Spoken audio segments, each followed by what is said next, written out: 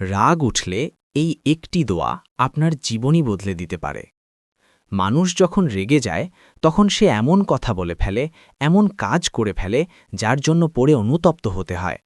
তাই রাগ নিয়ন্ত্রণ করা শুধু ভালো অভ্যাস নয়, এটি একজন মুমিনের পরিচয়। রাসূলুল্লাহ সাল্লাল্লাহু আলাইহি ওয়াসাল্লাম আমাদের শিখিয়েছেন, যখন রাগ আসে তখন শয়তান মানুষের ওপর প্রভাব বিস্তার করে। একবার এক ব্যক্তি নবীর সামনে ভীষণ রেগে গিয়েছিল। তখন তার চেহারা লাল হয়ে যায়, রাগে কাঁপছিল। তখন রাসূল সাল্লাল্লাহু আলাইহি ওয়াসাল্লাম বললেন, আমি এমন একটি কথা জানি, যদি সে তা বলে তার রাগ চলে যাবে।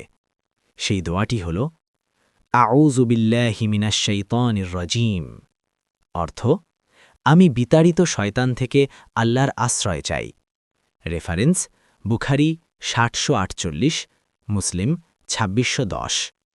শুধু দোয়াই নয়, রাসূল সাল্লাল্লাহু আলাইহি ওয়াসাল্লাম আমাদের আরও কিছু সুন্দর উপায় শিখিয়েছেন।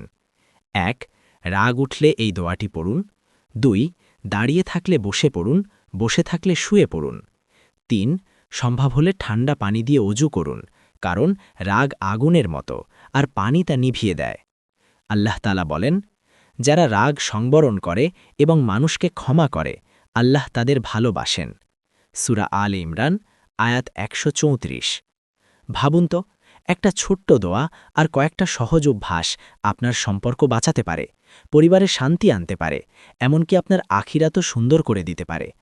তাই পরের বার রাগ উঠলে নিজেকে থামান, গভীর শ্বাস নিন আর বলুন, আউযু বিল্লাহি মিনাশ শাইতানির রাজীম।